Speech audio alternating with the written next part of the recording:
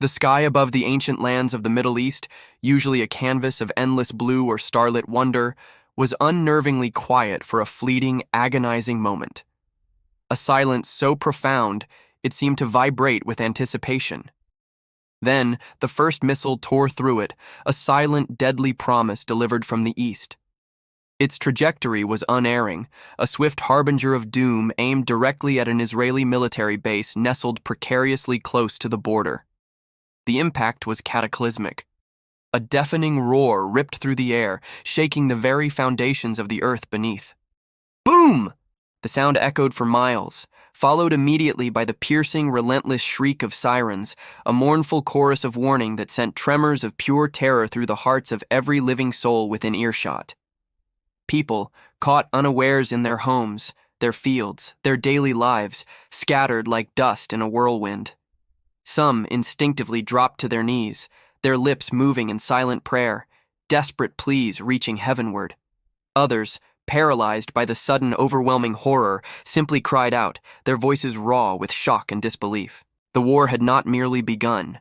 It had announced its arrival with an apocalyptic fury, obliterating the fragile peace that had clung to the region for too long. Iran's official channels wasted no time. The attack, they declared with unwavering resolve, was a necessary answer, a justified retaliation.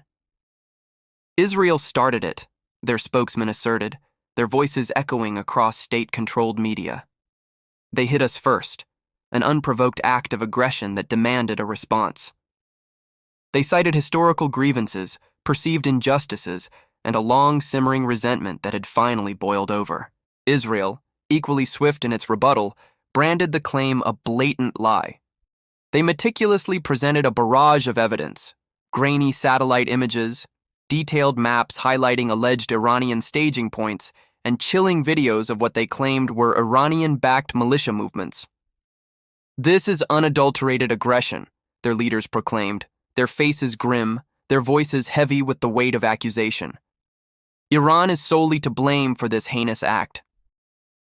But in the maelstrom of accusations and counter-accusations, the truth became an elusive phantom, obscured by the fog of war. No one, perhaps not even the combatants themselves, could definitively pinpoint the precise spark that had ignited this powder keg. Yet, in that moment, the origins of the conflict ceased to matter. The inescapable, terrifying reality was that the war was real. In Tel Aviv, the vibrant heart of Israel, a chilling darkness descended. Lights flickered and died, plunging the sprawling metropolis into an eerie, suffocating gloom. The only illumination came from the angry orange glow of fires that erupted across the cityscape, casting grotesque, dancing shadows against the walls of buildings. The air, thick with the acrid smell of smoke and the metallic tang of fear, was punctuated by the distant, muffled thuds of explosions. Citizens, their faces pale with terror, huddled in makeshift shelters, their bodies pressed together in a desperate search for safety. Mothers, their hearts pounding against their ribs, clutched their babies so tightly they could feel the rapid flutter of tiny heartbeats against their chests. Children, their eyes wide and innocent, looked up at their parents, their small voices barely whispers, "Why is this happening? Why can't we go outside?" But there were no easy answers, no comforting words that could dispel the overwhelming dread. Thousands of miles away in Tehran, the capital of Iran, a similar palpable fear gripped the populace. They sat glued to their televisions, their eyes fixed on the flickering news reports, their ears straining to catch every fragment of information. A collective sense of anticipation hung heavy in the air, thick with the unspoken dread of what was to come. And then, the inevitable. A colossal boom that rattled windows and sent a jolt of primal fear through every soul. Israel had answered.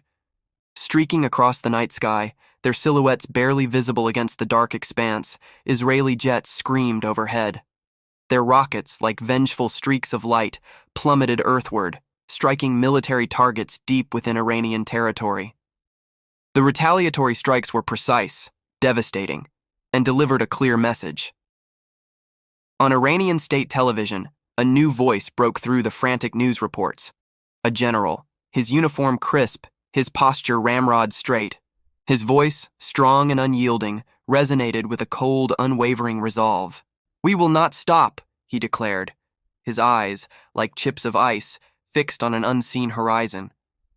"This is a holy fight, our righteous struggle."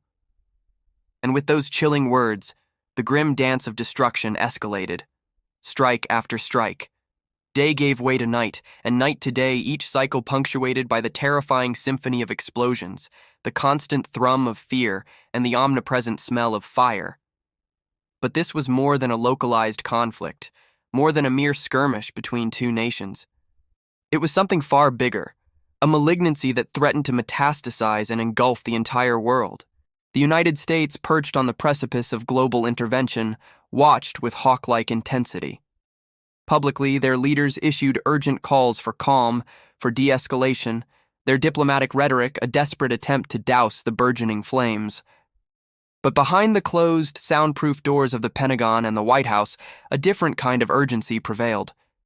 Plans were being meticulously drawn, contingency scenarios debated with grim seriousness.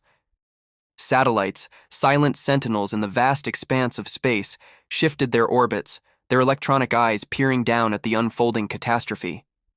Naval ships, their formidable gray hulls cutting through the vast oceans, began subtle yet significant movements towards the volatile region.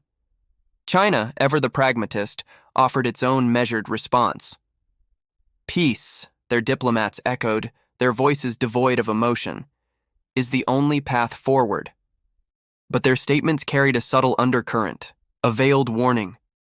This war is inherently dangerous for Asia, threatening the delicate balance of the region.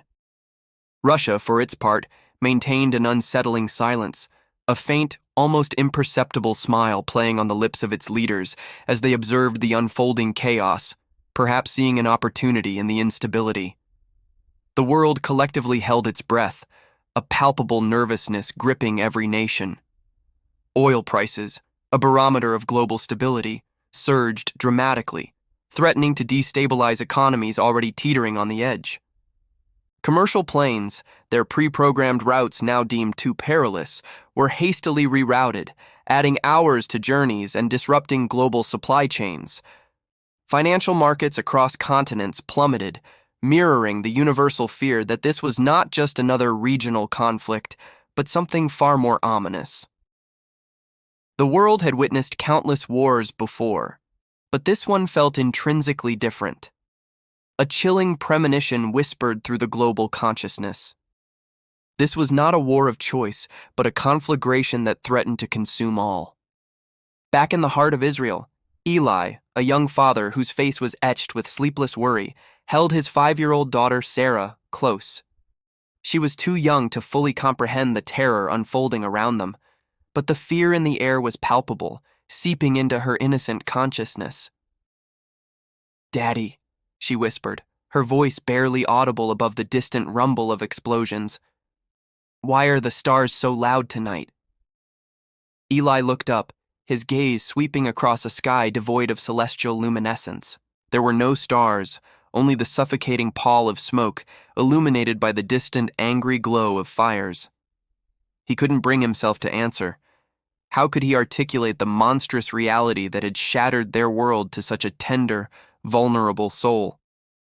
In Tehran, Lala, a nurse whose delicate hands usually brought comfort and healing, worked without respite, her body fueled by adrenaline and a grim determination. The hospital, once a sanctuary of recovery, had become a chaotic triage center, overflowing with the wounded, their cries mingling with the acrid smell of blood. She closed her eyes for a fleeting second, a desperate attempt to ward off the encroaching exhaustion before forcing them open again. There was no time for weakness, no room for despair. "No time for tears," she whispered to herself, her voice hoarse. "Not now, not ever." And she pushed on, her hands moving with practiced efficiency, each movement a silent vow to alleviate suffering. Far away in the bustling metropolises of New York, the romantic avenues of Paris, and the ancient streets of Cairo, ordinary people gazed at their television screens, their faces etched with a shared agonizing question. Will this be the next world war? No one possessed the answer, yet everyone felt it. The pervasive, chilling fear, the oppressive heat of a conflict spiraling out of control, and the terrifying silence that preceded each terrifying explosion. It was not merely a war of bombs and bullets. It was a war of hearts, a clash of narratives, a brutal collision of blame and deeply held beliefs. And, chillingly,